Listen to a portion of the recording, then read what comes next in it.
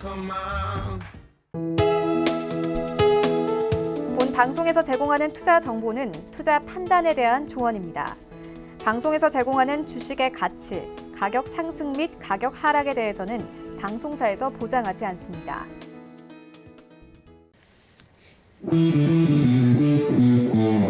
안녕하세요. 해외 선물의 신 시즌3 김성희입니다. 지난 금요일 뉴욕 증시는 미국과 중국의 경제 지표 호조에 힘입어 신고가 랠리를 이어갔습니다. 지난 일주일 동안 뉴욕 3대 지수는 모두 2% 안팎의 상승을 보였는데요. 계속 이어지고 있는 기업들의 실적 발표 그리고 경제 지표에 시장을 집중하고 있습니다. 또 스위스에서 열리는 다보스 포럼에서 트럼프 대통령이 유럽과의 무역 갈등에 대해서 어떤 발언을 내놓을지도 주시해야겠습니다. 오늘은 미국 주식시장은 휴장하고요. 선물시장은 조기 폐장한다는 점 알려드립니다. 시장 대응 전략 저희와 함께 세워보시기 바랍니다. 오늘도 다양한 정보들 전해드릴 텐데요. 더 궁금한 내용 있으시면요. 트레이더들의 카카오톡 오픈 채팅방에 입장하시면 방송 시간 이외에도 다양한 정보들 얻어가실 수 있습니다. 그리고 전화번호 02-3153-2611, 02-3153-2612번 두 대의 전화로 전화 주시거나 문자번호 샵 0082번으로 문자 주시면 안내해드리도록 하겠습니다. 또 해외 선물의 신은 유튜브로도 함께하실 수 있습니다. 유튜브 검색창에 서울경제TV 검색하시면 실시간으로 저희 방송 보실 수가 있고요. 또 채팅창 참여도 가능합니다. 여러분의 많은 참여 기다리고 있겠습니다. 참고로 저희 방송에서 제공하는 정보는 투자 판단에 대한 조언일 뿐 해당 상품의 가치와 수익률은 보장하지 않습니다. 그리고 해외 선물의 신은 자본시장통합법 준수하고 있습니다. 1:1 투자 상담과 유사한 수신행위, 무인가 영업행위 등 모든 불법 사항들 엄격하게 금지하고 있다는 점 알려드리도록 하겠습니다. 자, 그럼 오늘 이 시간 함께할 해설위원 소개해드리도록 하겠습니다. 오늘은 특별히 해설위원 두 분 모셨습니다. 김재준 해설위원 그리고 양세동 해설위원 모십니다. 두 분 안녕하세요. 네, 반갑습니다. 자, 양세동 해설위원 먼저 오랜만에 좀 나오셨으니까 먼저 인사 부탁드릴게요. 네, 오늘 미국이 휴장으로 좀 조기 종료가 되는 상황이므로 해설위원이 오늘 2명이 있는데 네. 사실 이제 김성희 앵커님께서 좀 부담감을 좀 덜 수 있는 시간이 되지 않을까 이런 생각을 좀 합니다. 오늘 이제 김재준 해설위원님과 이제 시황적인 얘기를 좀 다소 나눴으면 해요. 사실 어떤 시장 상황에 대해서 미중 무역이 계속적으로 고가를 갱신하는 상황, 이 부분의 관점이 어떻게 좀 통할지 사실 기대되는 한 시간입니다. 네. 잘 부탁드리겠습니다. 네, 좋습니다. 자, 두 분과 이야기 이어가 보도록 하고요. 자, 김재준 해설위원님도 인사 부탁드릴게요. 네, 안녕하십니까. 네, 저는 오늘 이제 또 다른 해설위원분이 나오셔서 저의 역할은 조금 줄어들 걸로 예상을 했는데 또 초반부터 이렇게 말씀을 해주시니 좀 네. 부담이 또 되는데 네, 오늘은 미국장이 휴장인 만큼 조금 편안히 시청하셨으면 좋겠습니다. 네, 좋습니다. 오늘 이렇게 두 분의 해설위원 모시고 1시간 가득 채워드리도록 할 테니까요. 끝까지 함께 하시면서 많은 정보들 가득가득 챙겨가시기 바랍니다. 자, 그럼 오늘도 본격적으로 출발하기 전에 현재 선물 시장 어떻게 움직이고 있는지 시세부터 확인하도록 하겠습니다. 네, 오늘 지수 선물이 하락세 보이고 있습니다. 골드와 오일이 상승하고 있습니다. 상품별로 하나씩 확인하시죠. 먼저 S&P 500입니다. 전일 대비 0.13% 하락세입니다. 3,320포인트 지나고 있습니다. 다음은 나스닥입니다. 전장 대비 0.11% 하락세입니다. 9,164포인트 지나가고 있습니다. 네, 크루드 오일입니다. 0.6% 상승입니다. 58.93달러에 거래되고 있습니다. 네, 다음은 골드 시세입니다. 보합권입니다. 1,560달러 지나가고 있습니다. 네, 마지막으로 유로 FX입니다. 0.09% 하락입니다. 1.11225달러 지나가고 있습니다. 네, 현재 선물 시장 시세 함께 확인하고 돌아왔습니다. 자, 두 분의 해설위원께 좀 의견 들어볼 텐데요. 자, 먼저 우리 김재준 해설위원님부터 오늘 흐름 좀 어떻게 보고 계신가요? 네, 일단 지난주 금요일에는 높은 밸류에이션에 대한 부담 때문인지 좀 다소 매물은 출회하는 듯 하였으나 장마감을 앞두고 알파벳과 애플 등에 대한 이제 기술주에 대한 적극적인 매수세가 들어오면서 상승세는 조금 확대되는 모습 보였습니다. 결국 3대 지수 모두 사상 최고치를 또 한 번 경신하였는데요. 오늘은 미국장이 휴장인 만큼 좁은 밴드 속에 거래량도 적고 큰 폭의 흐름은 큰 폭의 변동성 없이 지금 지지부진한 흐름 보이고 있습니다.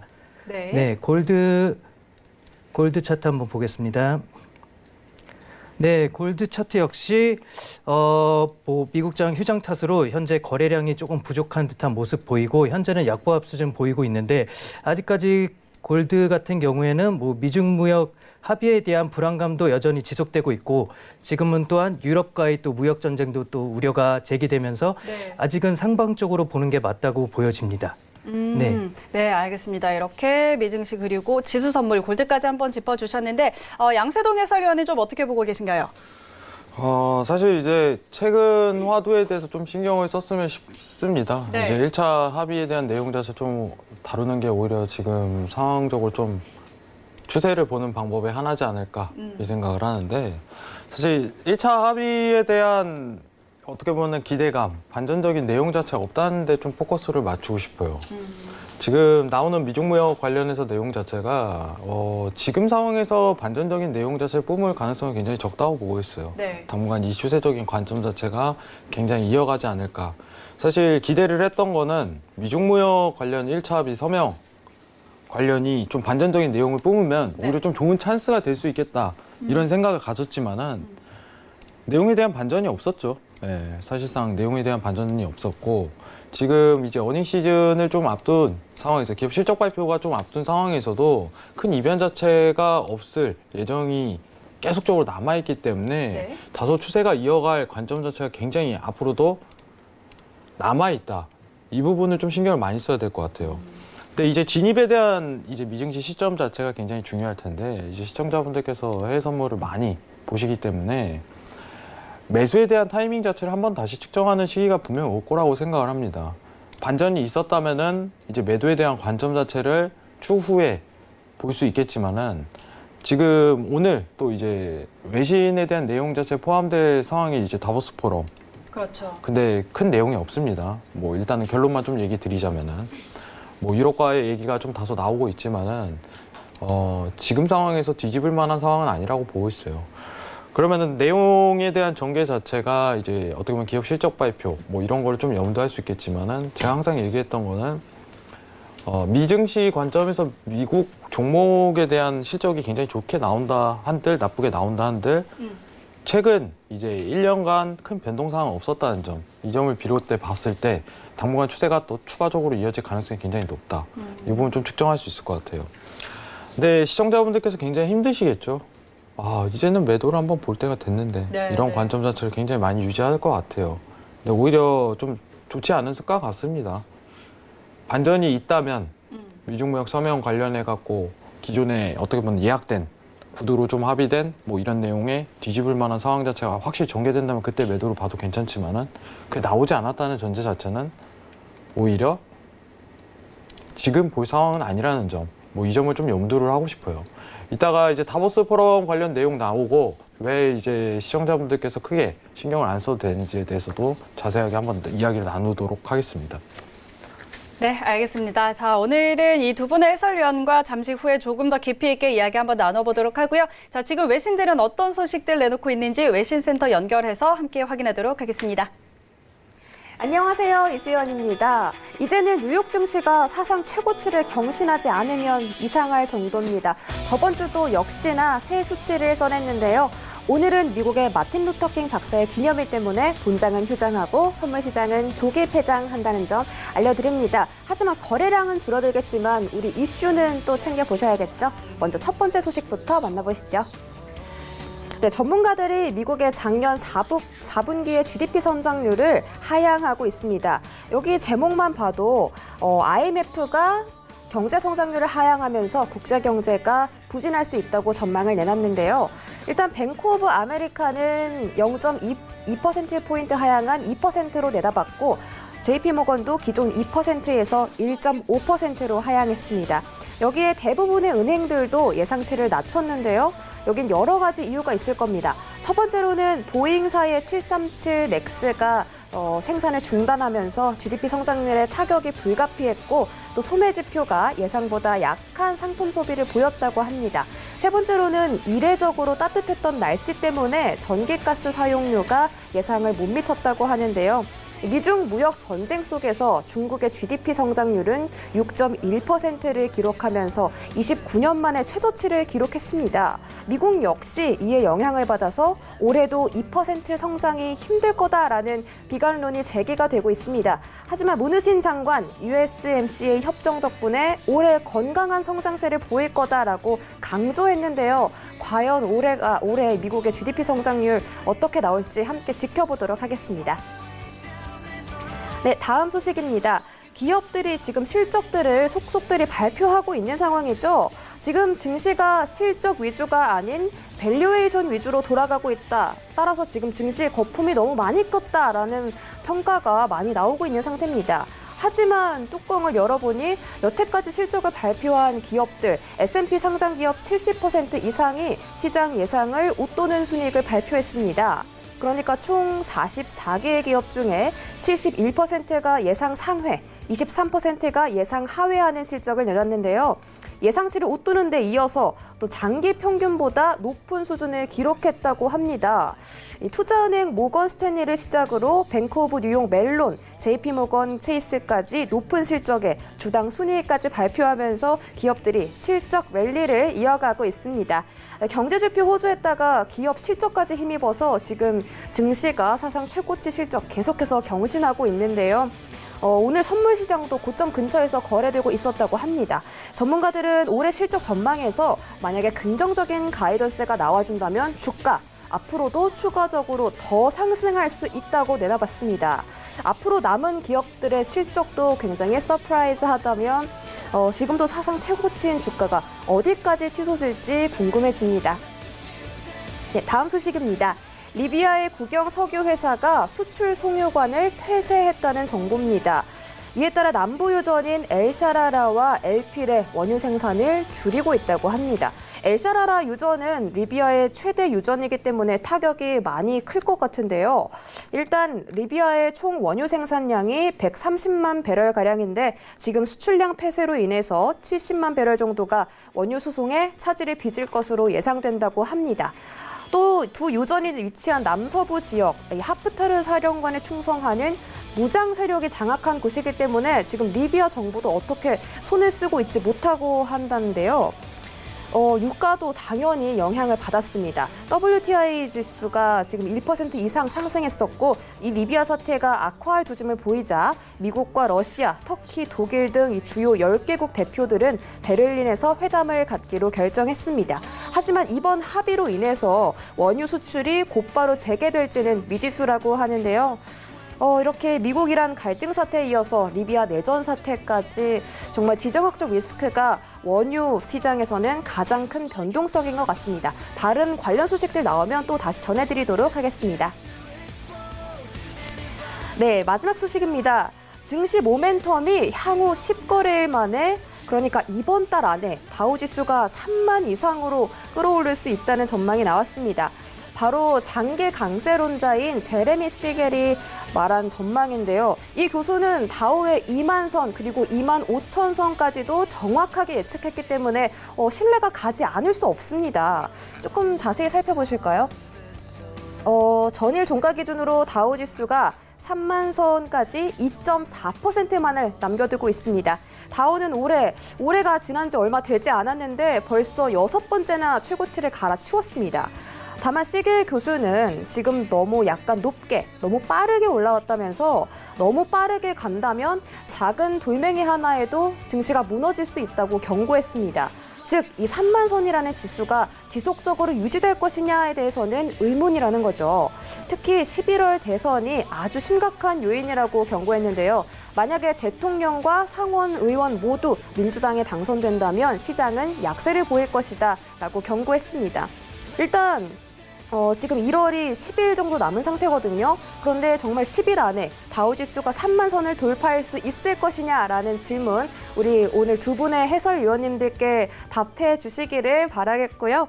외신 소식은 여기까지 정리해 보도록 하겠습니다. 오늘 해설위원분들 두 분 모셨으니까 또 2배로 좋은 전략들 담아가실 수 있기를 바라면서 해설위원님들 만나보시죠. 네, 이 시각 글로벌 경제 이슈들 확인하고 돌아왔습니다. 자, 오늘 모신 이 두 분의 해설위원과 함께 저희 선물 시장에서 해외 선물 이야기 조금 더 깊이 있게 나눠보도록 하겠습니다. 오늘의 이슈 토크 주제 화면으로 먼저 확인하시죠.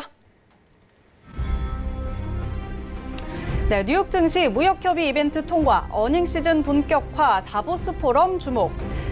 네, 오늘 주제는 이러한 내용으로 오늘 좀 두 분과 이야기를 나눠보도록 하겠고요.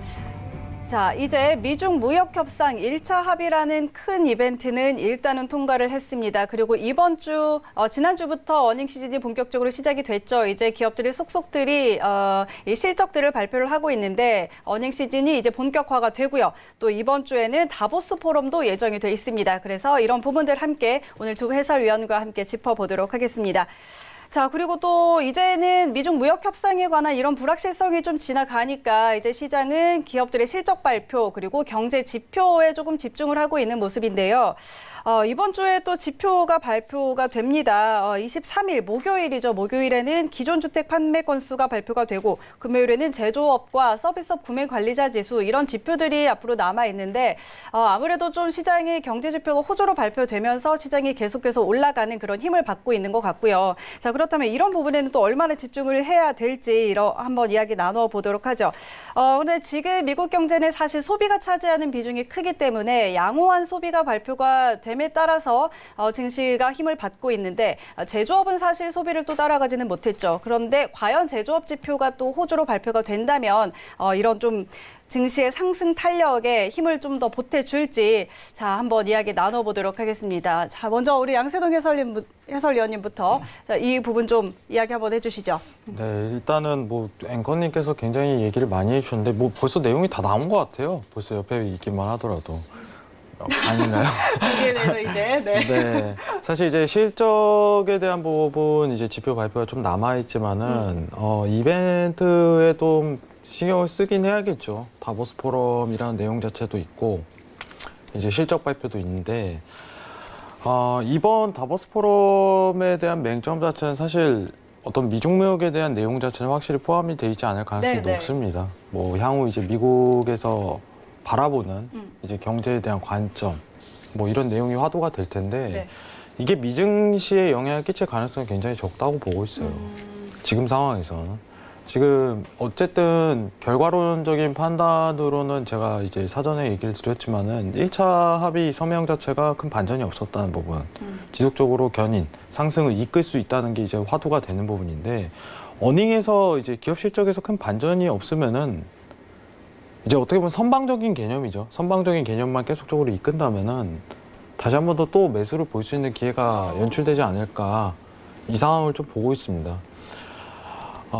굉장히 이제 지난번 한번 출연을 잠깐 했었는데 그 얘기를 했었어요. 제가 서명식에서 내용이 정말 바뀌어버린다면은 급락 가능성 자체도 굉장히 제기가 된다. 네. 그래서 시청자분들에게 염두를 했던 부분 자체는 차라리 이 시국에서 반전을 좀 기대해라 이게 제 맹점이었어요. 그렇죠. 그러면은 차라리 그때 수익이 날 가능성이 굉장히 좋다 이 부분이었지만은 결과론적으로는 이제 반전이 없었다는 부분이 나오고 이제 어닝 이제 실적 발표라는 내용 자체가 있지만은 뭐 지속 상승에 대한 랠리를 기대하는 게 오히려 지금 현 상황에선 굉장히 맞는 거겠죠.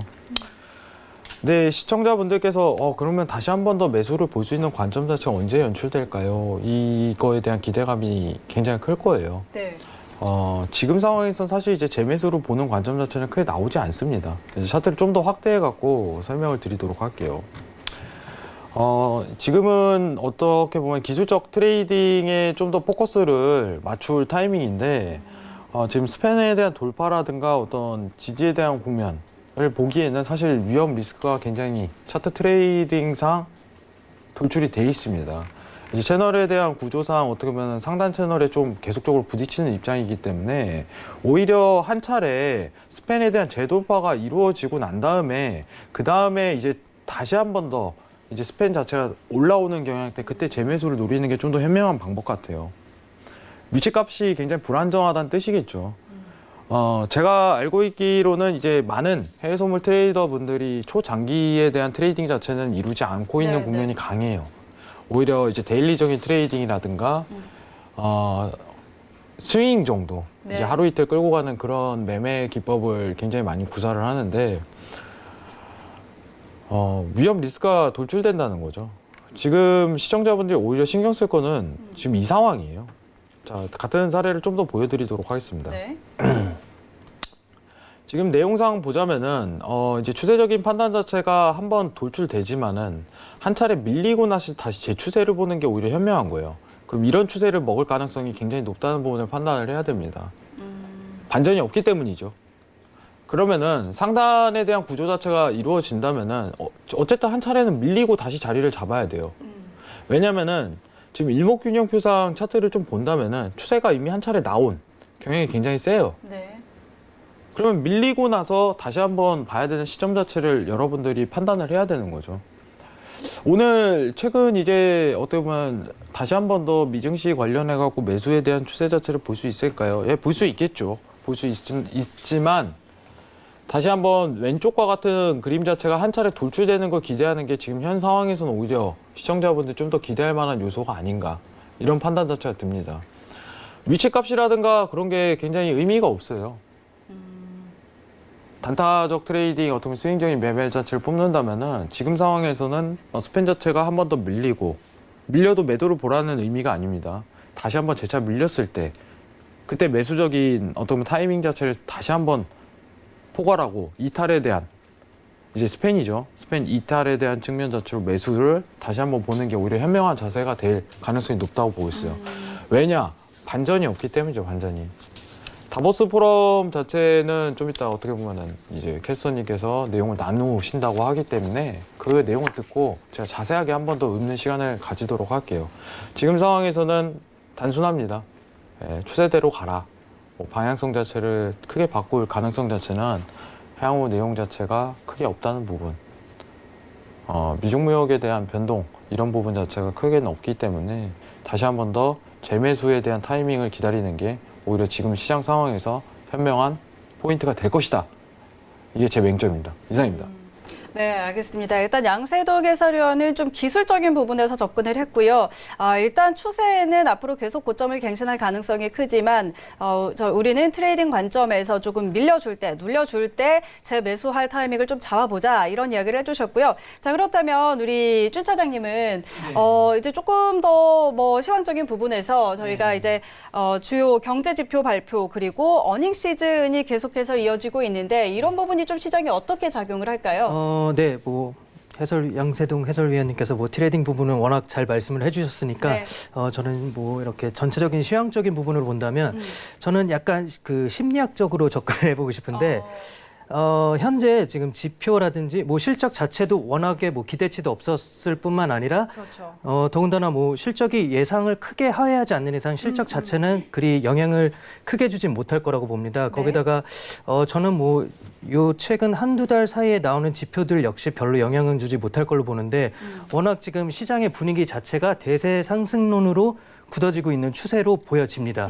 뭐 그렇기 때문에 어떠한 지표가 나오더라도 일단은 뭐 지표가 혹시 안 좋게 나오면 전에도 말씀드렸다시피 네. 또 뭐 양적 완화에 또 들어갈 수 있는 게 아닌가 하는 그런 또 긍정적인 분위기가 형성되고 또 금리 인하가 나오는 게 아닌가 하는 또 분위기가 형성되기 때문에 현재로서는 일단 증시는 뭐 아까도 아나운서님께서 말씀 주셨듯이 3만을 돌파할 것이라고 보는데 이제 그걸 유지하냐가 문제가 될 것 같은데 확실한 건 한 달 전에 비해서 최근에 이제 고점에 대한 논란이 조금 뉴스라든지 어디서 많이 들려오고 있습니다. 네, 네. 이게 분명히 한두 달이 더 지나간다면은 고점 논란은 더 많은 얘기가 나올 거고요. 이렇게 심리적으로 이렇게 조금씩 취약한 점이 드러나면은 그때 이제 지표가 나올 때 그때 지표가 안 좋게 나오면은 그거는 지금에 나오는 지표와 똑같은 지표를 할지라도 받아들이기에 상당히 다르죠. 지금 만약에 마이너스 2%가 그렇게 심리적으로 조금 취약한 상태에서 마이너스 2% 똑같이 나온다고 하면은 그때는 이제 사람들이 이제 진짜 고점을 찍은 게 아닌가 하면서 매수세에서 이제 조금씩 차익 매물도 더 나올 거고 네. 매도세로 이제 돌아올 어쩌면 이제 촉매제 역할을 할 수가 있는 거죠. 네, 그래서 저는 현재 한두 달 내에 나오는 지표는 그렇게 큰 영향을 주지 못할 테지만 이렇게 고점 논란이 조금씩 더 불거지면서 이제 한 3, 4개월, 뭐 조금 더 길게 보면 6개월 이후에 나올 지표들은 네. 이제 영향을 줄 것이다. 네, 저는 그렇게 보고 있습니다. 네, 알겠습니다. 자, 일단 이제 지표 발표 그리고 실적 발표에 대한 부분 한번 짚어주셨고요. 또 이제 이번 주에는 실적 발표뿐만 아니라 다보스 포럼도 앞두고 있습니다. 이에 대해서도 많은 이야기들이 나오고 있는데 트럼프 대통령이 21일이죠. 21일부터 24일까지 스위스에서 진행이 되죠. 그런데 트럼프 대통령이 21일에 연설을 하기로 예정이 돼 있습니다. 일단은 뭐 지금 시장에서 나오고 있는 이야기는 미중 무역 협상에 대한 뭐 성과에 대해서 자랑하는 자리가 될 것이다. 이런 이야기들 내놓고 있는데 또 한 가지 좀 주목을 할 부분은 미국과 유럽이 무역 갈등을 벌이고 있는 상황이죠. 그래서 이 자리에 미국과 유럽 사이의 무역 갈등에 대해서 어떤 언급이 나올 것인가 이 부분에도 좀 관심이 쏠리고 있는 것 같습니다. 자, 이 부분 한번 이야기 나눠보도록 하죠. 우리 준 차장님 좀 어떻게 생각하세요? 네, 일단 다보스 포럼에서 미중 무역 회담은 당연히 얘기가 나올 그렇죠. 거고요. 분명히 뭐 자화자찬으로 시작을 네, 하겠죠. 네. 그리고 분명히 여론전을 좋아하는 트럼프는 자기한테 약간 유리하게 이끌어가기 위해서 분명히 유럽에 대한 그 자동차 관세 네. 이란과의 문제로 인한 자동차 관세 얘기도 분명히 얘기가 나올 거고 네. 그리고 디지털세에 대한 얘기도 나올 것 같고 네. 그리고 대선까지의 어쩌면 지수 견인을 위한 금리 인하 또 연준에 대한 또 압박이겠죠. 네. 그 얘기도 분명히 나올 것 같습니다. 다 하겠네요. 그렇죠. 이게 어떻게 보면 기회죠. 또 트럼프 대통령에게는 또 하나의 기회가 될 수 있는데 일단 디지털세가 지금 원래 초기에 나온 기존 디지털세는 이제 미국의 IT 기술주 위주였죠. 네. 이제 애플이나 뭐 페이스북이나 네. 뭐 아마존에 대한 거였는데 지금 OECD 이제 경제협력개발기구에서 나온 이제 새로운 안이라고 할까? 이제 또 다른 안이 나왔는데 기존의 제조업이라 할지라도 네. 요즘 같은 이제 뭐 그 온라인과 모바일을 사용해서 이제 뭐 마케팅을 한다거나 데이터베이스를 얻는 제조업도 이거는 디지털세에 포함을 시킬 수도 있다라는 말이 나오면서 이게 또 다른 이제 논란이 조금 되고 있어요. 이게 만약에 진행이 된다면은 이제 삼성세, 우리나라에서는 삼성세가 되는 거죠. 그렇죠. 네, 삼성세에 대한 이제 우려도 지금 불거지고 있는 현실인데 이게 보면은 OECD가 보면은 미국의 입김이 상당히 강한 기구입니다. 네. 네, 그래서 이게 지금 트럼프의 입김으로 이제 트럼프가 압박을 넣어서 OECD에서 이런 방안을 내놓은 게 아닌가 하는 게 지금 중론인데 트럼프는 이렇게 OECD를 통해서 제조업에도 이제 부과할 수 있다는 어떤 하나의 이제 뭐 안을 내놓으면서 이제 프랑스나 독일, 특히 독일이겠죠. 네, 제조업에 좀 기반이 강한 그렇죠. 프랑스나 독일이 이제 자국의 이제 제조업의 피해를 우려한 나머지 이제 조금 더 디지털세에 대해 조금 강경한 입장을 조금 누그러뜨리면서 트럼프는 이제 미국 쪽에 유리한 방면으로 약간 분위기를 조성하는 거죠. 이제 디지털세에 이제 제조업도 포함되는데 너는 계속 이대로 진행할 거냐 이러면서 약간 압박의 카드도 될 수 있는 거고. 그래서 이번 다보스 포럼에서는 요 건에 대한 것도 조금 얘기가 좀 많이 나올 듯 합니다. 네. 네, 디지털세, 유럽의 디지털세와 관련해서 이번 다보스 포럼에서 미국과 유럽의 좀 이야기가 나오지 않을까 이런 이야기를 좀 해주셨는데 그리고 디지털세를 제조업까지도 좀 확장시킬 수 있다 이런 부분들도 함께 살펴봐야 될 것 같습니다. 양세동 해설위원 좀 어떻게 보세요? 일단은 제 준 차장님이죠. 네. 언제 또 별명이 생겼는지 요새 좀 제가 시청을 안 했더니 네. 저는 일단은 준 차장님께서 정리를 굉장히 잘해주셨는데 사실 이제 개별 종목에는 큰 영향 자체는 끼칠 가능성이 있다고 생각을 하지만은 굉장히 중요한 내용이긴 해요. 앞으로 이제 세금에 대한 부분 자체를 포괄적으로 어떻게 보면 재료를 던지는 뭐 이 상황 그쵸. 자체가 연출이 되는 거겠죠. 앞으로에 대한 방향성. 근데 다만 이제 큰 재료는 아니다. 좀 이게 좀 핵심 포인트인 것 같아요. 지금 앵커님께서 얘기하셨던 부분도 굉장히 중요하고 이제 준 차장님께서도 얘기하셨던 부분은 굉장히 중요하다고 생각합니다. 앵커님께서 이제 중요하게 얘기를 했던 부분은 저는 그거라고 생각을 해요. 자화자찬에 대한 시간.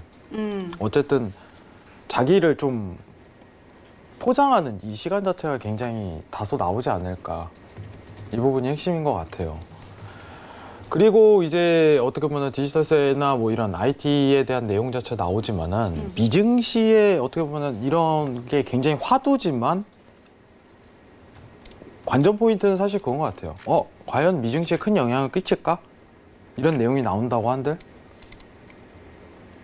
사실 큰 반전은 없을 걸로 예상이 됩니다. 네. 예, 오히려 이제 자화자찬에 대한 시간 자체가 좀 더 이제 다수의 어떻게 보면 미증시를 바라보는 관점 자체가 더 탄력을 줄 수 있는 그런 시간이지 않을까. 뭐 이런 판단 자체는 조금 내리는 경향이 있어요. 네. 사실 지금 다보스 포럼에 대한 맹점 자체가 나오기 때문에 이제 뭐가 어떤 부분 자체가 굉장히 화두가 되는지 좀 포인트를 살펴볼 필요성이 있는데 네. 사실 제일 화두는 트럼프 연설이에요. 이거 외에는 사실 그렇게 좋은 포인트 자체는 못 볼 것 같습니다. 미중 무역 어쨌든 이제 앞으로 향후 이제 금리 얘기도 한 차례 이제 양적 완화에 대한 내용 자체도 나오겠지만은 입장이 다른 거예요. 다보스 포럼에서 연설하는 사람은 FOMC 의원이 아닙니다. 예, 대통령이 나와서 미국의 대통령에서 나와서 향후 어떻게 보면 미국에 대한 양적 완화 포인트를 얘기한들 시장은 냉담한 거예요. 왜냐하면 FOMC랑 어떻게 보면 미국 정부의 입장 자체는 확연하게 좀 다른 포인트 자체가 있기 때문에 향후 최근 나왔던 이제 양적 완화에 대한 내용 자체도 미국 쪽에서는 이제 당분간 동결을 유지할 가능성이 굉장히 높다는 포인트가 많이 나오고 있죠. 상반기 때도 금리 동결에 대한 내용 자체가 나오기 때문에 이번 16일 날 한국은행에서 나왔던 이제 금리 동결도 미국이 앞으로 향후 금리 동결에 대한 가능성을 굉장히 내뿜기 때문에 그대로 따라가겠다는 내용 자체를 네. 굉장히 많이 담고 있고 그러면은 시청자분들이 가장 신경 써야 될 부분은 자화자찬을 또 한 번 펼치냐 안 펼치냐 뭐 이 부분만 크게 보면 될 것 같아요. 사실 이제 세금이라든가 이런 부분은 이제 개별 종목에 큰 영향을 끼치는 건 맞습니다. 근데 미증시 전반적으로 흔들릴 만한 요소는 없다. 이게 제가 보는 포인트입니다. 이상입니다. 네. 알겠습니다. 자, 이렇게 다보스 포럼과 관련해서 두 분의 해설위원과 조금 이야기 나눠봤습니다. 또 이후의 상황, 이후에 저희 방송 함께 하시면서 조금 더 깊이 있게 이야기 나눠보도록 하겠습니다. 자, 오늘은 마틴 루터 킹 주니어 추모일인 관계로 미 증시는 휴장합니다. 저희 또 개장 상황 기다리고 계시는 분들 계실 것 같은데요. 자, 오늘 휴장한 날인 점 다시 한번 알려드리도록 하겠습니다. 자, 그러면 이제 본격적으로 트레이딩 타임 해외 선물 업앤다운 진행해 보도록 하겠습니다. 자, 오늘 미증시는 지금 본장이 휴장인 관계로 조금 거래량이 줄어들어서 오늘은 오일 먼저 한번 진행해 보도록 하겠습니다. 자, 크루드 오일 한번 살펴보도록 하죠. 지금 또 오펙이 올해 감산을 계속 이어갈 것이다. 이런 또 전망이 시장에 나오기도 했고요. 또 리비아와 관련해서도 뉴스들이 나오고 있는데 자, 오늘 상황에서 오일은 어떤 방향 보면 좋을지 두 분의 의견 들어보도록 하겠습니다. 자, 업앤다운 들어주시죠. 하나, 둘, 셋. 네, 두 분 다 업 들어주셨네요. 자, 우리 준 차장님부터 한번 들어볼까요? 네, 일단 뭐 리비아의 이제 내전으로 인해서 원유 뭐 수출항과 이렇게 지금 타격을 받고 지금 뭐 50% 이상 이제 월동량이 줄 거라고 이제 예측이 나오고 있는데 네. 이거에 대해서 바로 또 합의를 가졌죠. 주말에 또 미국과 잠시만요. 이렇게 정확히 말씀을 드려야 되니까 네, 미국과 러시아, 터키, 독일 등 이제 주요 10개국이 베를린에서 회담을 갖고 이제 리비아 전 내전에 대한 이제 뭐 특별히 개입은 하지 않지만 지원하기로 이제 합의를 했는데 그로 인해서 이제 이 상황이 더 이상 악화되지는 않을 걸로 보입니다. 그렇지만 이게 뭐 그 원유 수출항이라든지 송유관이 이제 폐쇄됐던 거가 이제 원상복귀 되는 데까지의 약간의 시간이 있겠죠. 그때까지 이제 원유 이제 수급 차원에서의 약간의 차질이 생기니까 그때까지는 단기간으로 보면 뭐 한 일주일 내외 이 정도까지는 조금 상승으로 보는 게 좋지 않을까 그렇게 생각합니다. 네, 알겠습니다. 자, 일단 이 사태가 더 악화되지는 않겠지만 단기적으로 수급에는 좀 차질이 있을 것이다. 그렇기 때문에 단기적으로는 좀 더 상향을 향할 가능성이 있지 않을까 이렇게 예측을 해주셨고 자, 그러면 우리 양세동 해설위원 좀 어떻게 보세요? 네. 일단은 지금 이슈 자체가 있기 때문에 매수에 대한 포인트를 보는 게 맞고. 네. 이제 저는 오늘 이제 준 차장님께서는 시황적인 얘기를 했기 때문에 차트적인 얘기를 좀 드리는 게 맞을 것 같아요. 이제 시청자분들에게도 차트 트레이딩에 대한 관점을 좀 심는 게 오히려 낫기 때문에. 지금 지지가 일단 이상할 만큼 굉장히 정확하게 맞아떨어진 국면 자체가 있어요. 지금 나오는 내용 자체도 이제 오펙 감산, 뭐 이 부분이 첫 번째 얘기고, 두 번째는 리비아 사태겠죠. 네, 리비아에 대한 영향 자체는 일단은 시장 상황에 좀 더 영향을 끼칠 가능성이 굉장히 높습니다. 근데 그렇다고 해서 이제 급상승에 대한 포인트 자체는 좀 찾기 힘들 것 같아요. 오히려 이제 최근, 이제 올해죠. 2020년도 들어서 이제 상승에 대한 유지라다가 이제 급하락에 대한 포인트 자체가 제기됐던 네. 부분에 대해서 조정 상승으로 좀 올라갈 가능성이 굉장히 높다. 이 부분이 제가 맹점이고요. 오늘은 어쨌든 이제 전반적으로 거래량이 크게 많이 뛰지 않는 네. 관점이 유지되기 때문에 시청자분들 좀 이 부분 신경 쓰시고요. 지금 이제 내일 있을 포인트, 이제 휴장 이후에 있을 포인트 자체를 좀 신경 쓴다면은 네. 한번 흔들 가능성은 높아요. 차트 트레이딩 관점에서 이제 한번 흔들 가능성이 굉장히 높지만은 이 부분 이제 스팬 하단에 대한 부분에 대한 지지 가능성을 높게 사기 때문에 58점 이제 60 위치값에서 한 차례 오늘 말고요. 오늘 좀 떨어지긴 힘듭니다. 오늘 아닙니다. 오늘에 대한 부분으로 매수 포인트를 든 게 아니라 오히려 이제 한 번 더 이제 다운그레이드 되는 상황 내에서 내일 포지션 위치 값을 한 번 더 찾아보는 게 오히려 지금 상황에서 좀 더 낫지 않을까 이 생각을 해요. 자, 휴장일 앞두고 있는 상황에서 5일에 대한 거래량도 급감을 하기 때문에 뭐 사실 오늘은 한켠 쉬시는 게 좀 좋을까, 좋지 않을까. 하지만 내일 이제 매수에 대한 관점 자체는 네. 앞으로 전개될 시황 자체가 이제 어떻게 보면 공급량에 대한 문제겠죠. 공급량에 대한 문제. 공급량에 대한 문제이기 때문에 이 부분은 오히려 신경 쓰고, 저는 오늘 좀 한 가지를 좀 얘기를 드리는 게 오히려 좀 유익한 시간이지 않을까 이 생각을 하는데, 네. 이제 좀 큰 관점을 한번 좀 얘기를 드리고 싶어요. 사실 오늘 큰 관점을.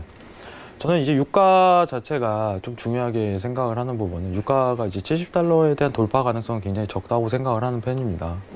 지금 뭐 시청자분들이 이러실 수 있어요. 야, 저놈은 왜 59인데 지금 70에 대한 얘기를 하고 앉아있냐. 뭐 이런 얘기를 할 수 있지만, 네. 최근 어떻게 보면 70에 대한 위협 자체를 한번 했었기 때문에 시청자분들이 좀 더 각인할 필요성이 있겠다. 그쵸. 이 생각을 먼저 얘기 드리고 싶어요. 과거 어떻게 보면 2015년도죠. 2015년도, 14년도에는 이제 셰일에 대한 개발 자체가 없었기 때문에 이제 그때부터 이제 셰일에 대한 개발이 이루어지고 나서 이제 $30에 대한 유가에 대한 행동, 이제 완전한 말도 안 되는 사태가 터졌었어요. 인지를 좀 하셔야 되는데, 한때 이제 기름값이 굉장히 비싸던 시절이 있습니다. 지금도 비싸다 하지만은 지금보다 이제 2배, 3배 비싸던 시절이 있었어요. 근데 어쨌든 셰일은 유지가 되고 있는 상황이에요. 셰일은 유지가 되고 있는 상황이고, 셰일이 이전에 대한 가격 자체를 회귀할 가능성은 시장 상황상 전개되지 않는다는 거죠. 그럼 상단에 대한 어떻게 보면 지지 돌파, 이제 저항이죠. 저항에 대한 돌파 자체가 이루어지기보다는 이 안에서 계속적으로 노는 거예요. 이 상황 안에서. 어떻게 보면 65에서 이제 40 사이죠. 이 가격에 대한 형성이 계속적으로 유지될 가능성이 높습니다. 그렇기 때문에 지금 시청자분들이 이제 매수 포인트를 본다고 한들, 이제 이전과 같은 매수세 유지 자체는 굉장히 좀 당분간 힘들지 않을까. 이번 단기적인 이슈 자체로 어떻게 보면은 59에서 이제 62 정도에 대한 반등 위치값만 봐야지, 그 이상에 대한 앞으로 이제 유가가 훨훨 날 거야. 이거는 크게 기대하지 마세요. 미국 입장에서는 올해부터 제가 항상 얘기했던 게, 이제 수출과 수입에 대한 역전 현상 자체가 2020년도가 기준점이 된다고 얘기를 항상 네. 드려요. 그 뜻은 뭐냐면은 오펙을 휘어잡는다는 뜻인 거예요. 한마디로. 야, 너네 이제는, 내가 이제는 손익이 넘어. 그러면은 오펙 입장에서는 아무리 감산이라든가 어떤 정책 자체를 꺼내더라도 그게 이슈화가 되지 않는다는 점입니다. 맘대로 미국이 컨트롤할 수 있는 시대 자체가 이제 온 거예요. 상황 자체가.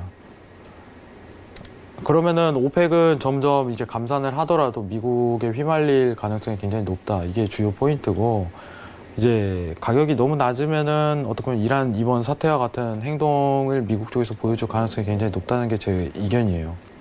하지만 미국 입장에서도 어떻게 보면 가격이 너무 높으면 안 좋아요. 어떻게 보면 오펙을 견제할 만한 수단 자체가 없기 때문에. 그러면은 가격에 대한 적정선 유지 자체를 할 가능성이 굉장히 높다고 보고 있는데 제가 보고 있는 관점은 2020년도 이제 60에서 40 사이에 대한 어떤 박스권 랠리가 지속할 가능성이 높다고 생각을 해요. 당분간 이 모멘텀이 계속적으로 높고 65에 대한 돌파 자체는 올해는 좀 나오기 힘들지 않을까. 이게 제가 보고 있는 관점입니다. 일봉에 대한 얘기 자체를 꺼내준 거는 사실 굉장히 거시적인 환경 자체도 굉장히 신경 써야 되는 부분 같아요. 시청자분들이. 단순히 이제 단기 데일리 트레이딩에 대한 관점보다는 네.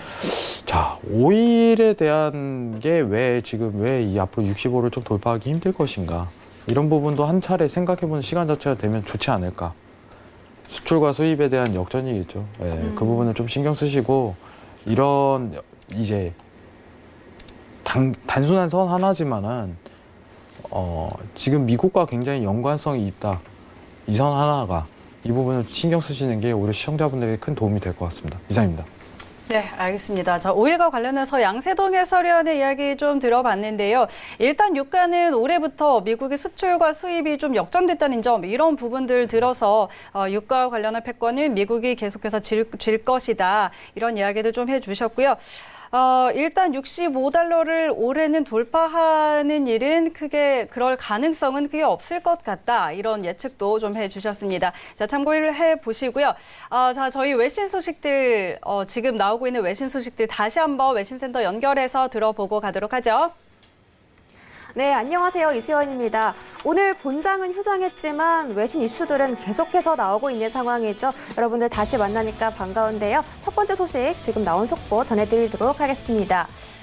지금 다보스 포럼에서 어떤 이야기들이 다뤄질 것인가 굉장히 많은 분들께서 궁금해하실 것 같은데요.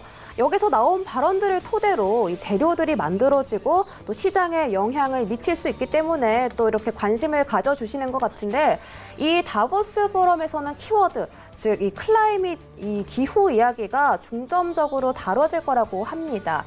왜냐하면 이 GDP의 절반 이상이 이 기후 변화에 영향을 받을 거라는 보고가 다보스 포럼에서 나왔다고 하는데요. 환경 기후가 건설업, 농업, 식음료업 등등 많은 필드에서 영향을 받을 수 있기 때문이라고 합니다. 이 트럼프 대통령이 또 스웨덴의 10대 환경운동가죠. 툰베리와 다시 한번 이 기후 문제로 격돌하느냐도 중점적인 포인트로 두고 있기 때문에 이런 부분 중점하셔가지고 이 다보스 포럼 이야기들 집중해서 살펴보시면 좋을 것 같습니다.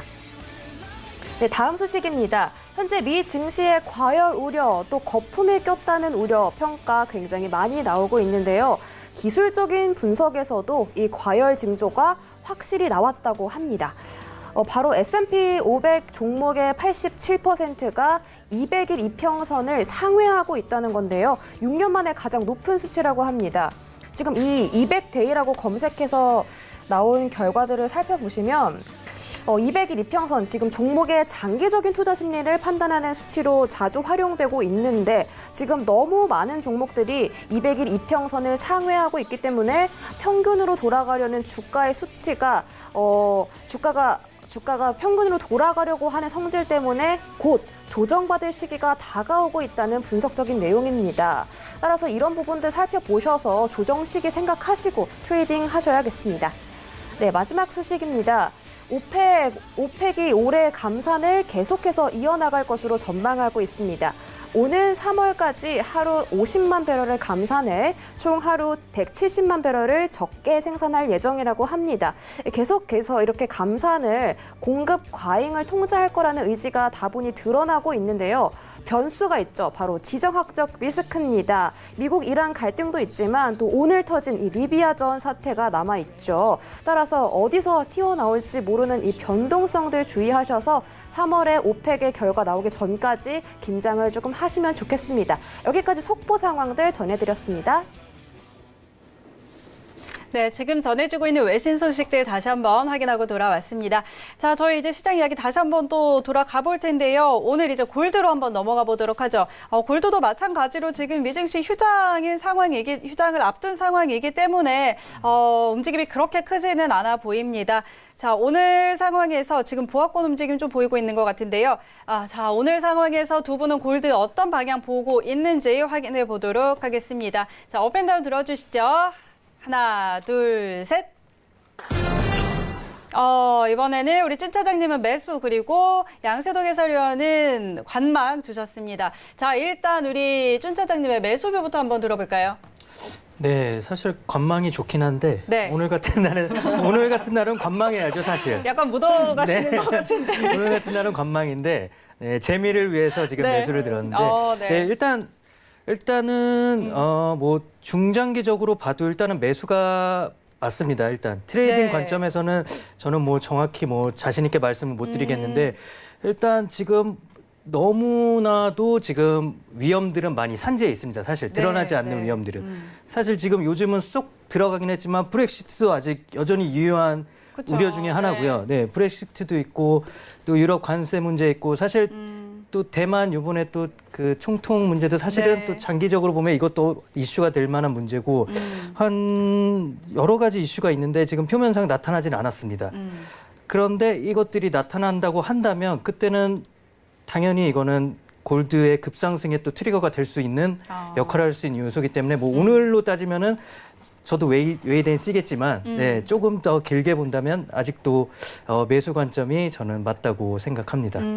알겠습니다. 자, 일단 오늘은 관망 의견이 맞겠지만 좀 장기적으로 봤을 때 앞으로 추세는 더 상승일 것이다. 이런 이야기 해주셨고 양세동 해설위원은 좀 어떻게 보세요? 오늘 관망 드셨어요. 아, 네. 이제 제가 좀 얘기할 부분은 좀 네. 사실 다른 관점이에요. 뭐 개인적인 의견이겠지만은 요새 외신에서 나오는 내용 자체는 사실 이제 달러를 좀 신경을 쓰려고 해요. 달러에 대한 부분 자체를 신경 쓰는 게 전 사실 이제 안전자산을 좀 볼 때 제일 많이 보는 부분이 이제 달러 인덱스를 좀 신경을 많이 쓰는데 네. 통화 정책에 대한 내용 자체가 상반기 이제 동결에 대한 분위기로 휩싸인다면 안전자산에 대한 수요 자체가 오히려 좀 한 차례 꺾이는 분위기가 연출되지 않을까. 이 부분이 제가 보는 판단이에요. 매수에 대한 부분 자체는 사실 이제 굉장히 신경을 쓰는 부분이 맞습니다. 지금 차트상 어떤 트레이딩에 대한 부분이 있지만은 제가 조금 오히려 관점을 보는 게 이제 시황적인 앞으로 통화 정책에 대한 내용 자체를 오히려 신경을 많이 쓰는 부분이 있어요.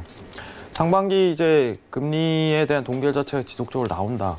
그러면 골드에 대한 안정세가 좀 들어갈 가능성이 굉장히 높다는 부분입니다. 오히려 이제 올해 하반기 때 다시 한번 재상승에 대한 시대 자체가 좀 오지 않을까. 이 부분이 제가 보는 관점이에요. 지금은 오히려 이제 올해 상반기에 대한 고점 자체를 좀 이제 단기적인 매도에 대한 추세가 좀 드러날 가능성이 오히려 높기 때문에 골드가 사실 지금 상황에선 굉장히 어려워요. 제가 2019년도 이제 19년도죠. 18년도 이제 말이죠. 18년도 말에 내년에는 제일 좀 볼 수 있는 관점 자체가 골드인 것 같아요. 이렇게 했는데 네. 2020년도에도 크게 변하지는 않아요. 내용 자체가. 다만 이제 타이밍 자체가 올해 하반기에 좀 이 부분이 드러날 가능성이 굉장히 높다는 부분이 제 생각이고요. 지금은 오히려 이제 제가 보고 있는 관점 자체는 단기적인 어떻게 보면은 상반기에 대한 돌출 자체가 좀 매도에 대한 추세가 좀 이런 식으로 나올 가능성이 높다고 생각을 해요. 매도에 대한 추세 자체가. 근데 이게 어떤 저항에 대한 측정 자체가 지금 이루어지지 않기 때문에 굉장히 네. 어렵다. 이 부분 좀 표현드리고 싶고 이제 주봉을 한번 제가 판단을 드리도록 할게요.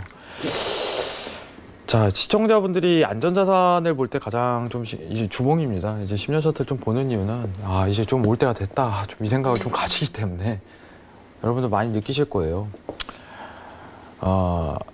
시청자분들이 좀 신경을 쓸 게 골드에 대해서 투자가 가장 적합한 시기가 언제입니까? 이 부분에 대한 좀 위기론 좀 생각을 많이 하셔야 되는데 통화 정책 자체가 이제 달러 인덱스죠.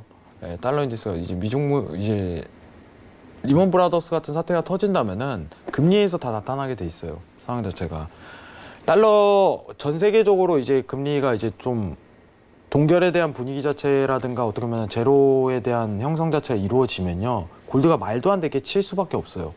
왜냐하면 투자처가 없기 때문이죠. 투자처가 없기 때문에.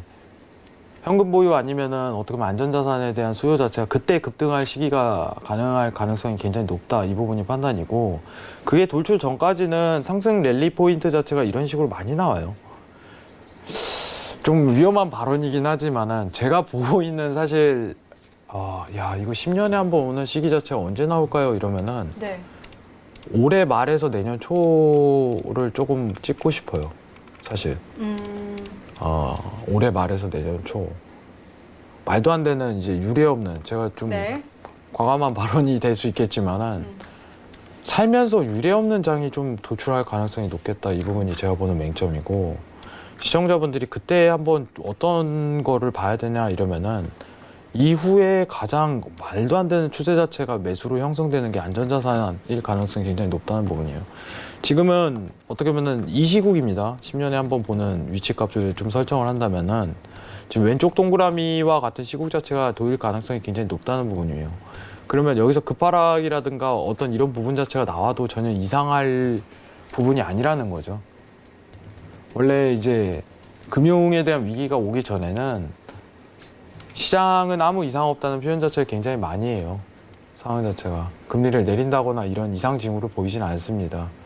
그렇기 때문에 골드에 대한 포인트 자체를 오히려 매수를 보는 게 지금 차트 트레이딩상 현명하지만, 제가 보는 이제 직감 자체는 통화 정책상, 그리고 FOMC가 상반기 이제 금리 동결에 대한 포인트를 보고 있기 때문에 오히려 지금 한 차례 좀 멈출 가능성이 높겠다. 이게 네. 제가 보는 포인트이기 때문에 좀 기다리는 게 지금 이상적으로 맞다고 보고 있습니다. 시청자분들 신경 많이 쓰셨으면 좋겠습니다. 이상입니다. 네, 알겠습니다. 자, 골드에 관한 전망까지 한번 짚어봤습니다. 자, 오늘 두 분은 여기서 바로 보내드리도록 하겠습니다. 오늘 말씀 고맙습니다. 네, 자, 저희 오늘도 1시간 동안 이렇게 가득 내용 전해드렸습니다. 참고로 저희 방송에서 제공하는 정보는 투자 판단에 대한 조언일 뿐 해당 상품의 가치와 수익률 보장하지 않는다는 점 다시 한번 알려드리도록 하겠습니다. 오늘 준비된 내용은 여기까지고요. 저희는 내일 다시 돌아오겠습니다. 고맙습니다. And watch from far away, but you always knew that you'd be the one to work while they all play. And you'd lay awake at night. 본 방송에서 제공하는 투자 정보는 투자 판단에 대한 조언입니다. 방송에서 제공하는 주식의 가치, 가격 상승 및 가격 하락에 대해서는 방송사에서 보장하지 않습니다.